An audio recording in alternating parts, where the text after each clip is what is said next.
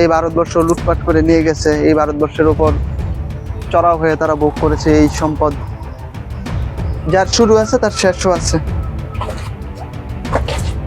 এই যে বর্তমান সময়ে এটা রান্নাঘর হিসেবে ব্যবহৃত হচ্ছে, শুধু ওই ইতিহাসের পাতায় স্থান পেয়েছে আর কি।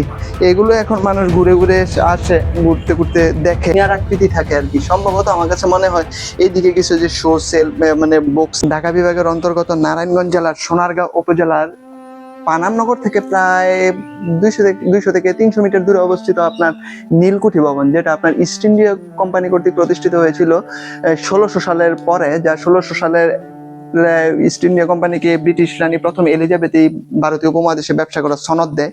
তারপর আস্তে আস্তে এই কোম্পানিটি ভারতীয় উপমহাদেশ দখল করেন। এর ফলে ইংল্যান্ড, বর্তমান ইউকে, এই ভারতীয় উপমহাদেশ শাসন করার একটি সুযোগ পেয়ে যান। তারপরে 1858 সালে সম্ভবত আপনার এই ইস্ট ইন্ডিয়া কোম্পানি বিলুপ্ত হয়। এই ইস্ট ইন্ডিয়া কোম্পানি কর্তৃক এই বাড়িটি তৈরি করা হয়। এই বাড়িটি আসলে একটু দেখি, একটু করে বাড়ির যে ভবনটা ইয়েটা দেখে,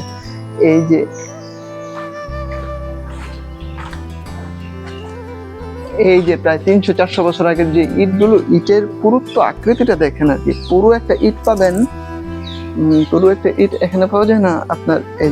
এই যে ইটের প্রস্থটা, এটা এই যে একটা ইনটেক ইট যদি দেখি আমরা, তাহলে ইটের দৈর্ঘ্য ঠিক আছে, কিন্তু প্রস্থটা এই যে দেখেন, এই যে এখানে আজ থেকে 300-400 বছর পূর্বে বাড়িগুলো কেমন হতো আর কি। এই দিকটা এখন বাড়িটা আপনার আদি এবং অন্তের সংমিশ্রণ হচ্ছে, যা নতুন এবং পুরনোর একটা সংমিশ্রণ, সমন্বয় চলছে। এই যে আবার চলুন এইদিক গিয়ে দেখি। এই যে তৎকালীন সময় তো আর বিদ্যুৎ ছিল না এই ভারতীয় উপমহাদেশে। এই বেশিরভাগ ওই বাড়িগুলো দেখলেই আপনি দেখবেন যে অনেকটা মিনার আকৃতি থাকে আর কি। সম্ভবত আমার কাছে মনে হয় এইদিকে কিছু যে শো সেল মানে বুক সেল বা কোনো কিছু তাক থাকতো, যে যা কিছু রাখা যায় আর কি। এই যে বর্তমান সময়ে এটা রান্নাঘর হিসেবে ব্যবহৃত হচ্ছে। সেই 300 থেকে 400 বছর পূর্বের একটা ভবনে আমি এখন অবস্থান করছি, কে বলবে। এই যে চতুর্দিকটা আপনি এই দিকটা যদি দেখেন, বাড়িগুলো এখন রিস্কি। এই যে ভাবি যে একটা সময় এইসব বাড়িতে প্রবেশ করা, আসা, থাকা, দেখা, এমনকি স্পর্শ করে দেখা পর্যন্ত ছিল মানুষের কাছে একটা স্বপ্ন। আর আজকে এই বাড়িগুলো পরিত্যক্ত অবস্থায় পড়ে আছে, শুধু ইতিহাসের পাতায় স্থান পেয়েছে আর কি। এগুলো এখন মানুষ ঘুরে ঘুরে আসে, ঘুরতে ঘুরতে দেখে, এই আর কি। এ বাড়িটা হলো আপনার দ্বিতল বিশিষ্ট। আচ্ছা আসেন দোতলাতে যাই আর কি। এই যে সিঁড়িগুলো দেখ, ও এই যে সাবধানে আসতে হবে। এই যে দেখেন,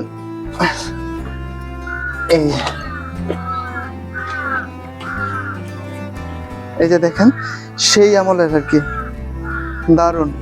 এই যে এই দিকটা দেখেন,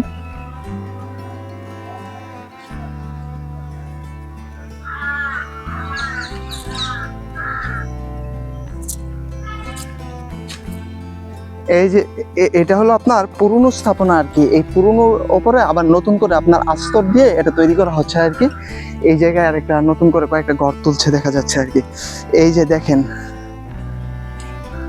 এই যে তবে এই ভবনটা দোতলাই ছিল, এটা আমি দেখে বুঝলাম কি করে। এই যে আপনার এই স্থাপনাটা আপনি দেখেন, এখানে নতুন করে উঠার জন্য আর কোনো কিছু দেওয়া হয়নি আর কি। এই যে জায়গাটা ফ্রেশ। এই যে এটা দেখেন, ভবনটা এখানে সীমানা প্রাচীর টানা হয় আর কি, রেলিং আর কি, ছাদের রেলিং আমরা যেটাকে বলি আর কি। এই যে দেখেন চতুর্দিকে ইয়াটা ছিল, দাঁড়া মাঝখানে একটা করিডোর ছিল আর কি। দারুণ, মানে বলা যায় যে ছোটখাটো একটা রাজবাড়ি ছিল। এই যে ভবনের এই পাশ থেকে যদি দেখেন, ভবনের এই পাশ থেকে ওইটা সম্ভবত বাথরুম ছিল আর কি। সম্ভবত ওই যে শ্রমিক কর্মী যারা থাকতো আর কি, তাদের জন্য আর কি। এই যে আদি এবং অন্তের একটা সংমিশ্রণ। এই যে দেখলেন, নতুন করে এটা দেয়া। তৎকালীন সময় তো আর টেপের ব্যবস্থা ছিল না।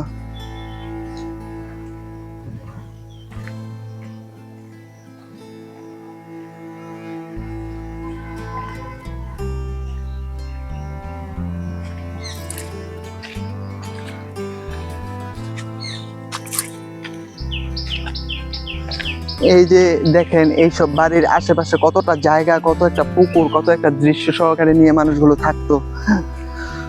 মনে হতো যেন তৎকালীন সময়ে তারাই ধনী, এবং এটাই তো নিঃসন্দেহে সত্য যে তারাই সবচেয়ে ধনী ছিল ওই সময়টাতে। এই ভারতবর্ষ লুটপাট করে নিয়ে গেছে, এই ভারতবর্ষের উপর চড়াও হয়ে তারা ভোগ করেছে এই সম্পদ। যখন এই বাড়িগুলোতে আসি পরিত্যক্ত অবস্থায় পড়ে থাকে, তাহলে একটা বিষয় তখন আমি ভাবি যে একটা সময় যা ছিল যৌবন আর জৌলসে পরিপূর্ণ, আর এখন তা শুধুই কালের ফ্রেমে বন্দি। এই যে দেখেন, দারুণ স্মৃতিগুলো দেখলেই কেমন লাগে।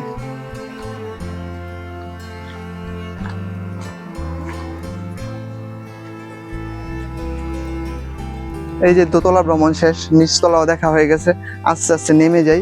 এই যে কাটিংটা দেখবেন আপনি, সম্ভবত এই জায়গায় কোনো মাটির প্রদীপ টদীপ রাখতো আর কি, আমার কাছে এমনটাই মনে হয়।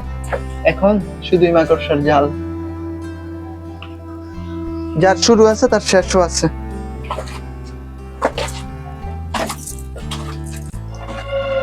এই যে এখানে চৌকাঠ দেওয়া আছে ছোট করে আর কি।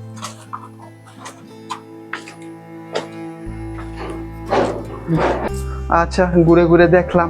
এমন ছোটখাটো আরো কন্টেন্ট দেখতে আপনারা আমাদের সাথেই থাকবেন। যদি কেউ ইউটিউব থেকে দেখে থাকেন তাহলে অবশ্যই লাইক, কমেন্ট, শেয়ার এবং সাবস্ক্রাইব করবেন। আর যদি কেউ ফেসবুক পেজ থেকে বা আইডি থেকে দেখে থাকেন তাহলে অবশ্যই ফলো দিয়ে রাখবেন, তাহলে এমন আরো নিত্য নতুন কন্টেন্ট পেয়ে যাবেন। ধন্যবাদ সবাইকে।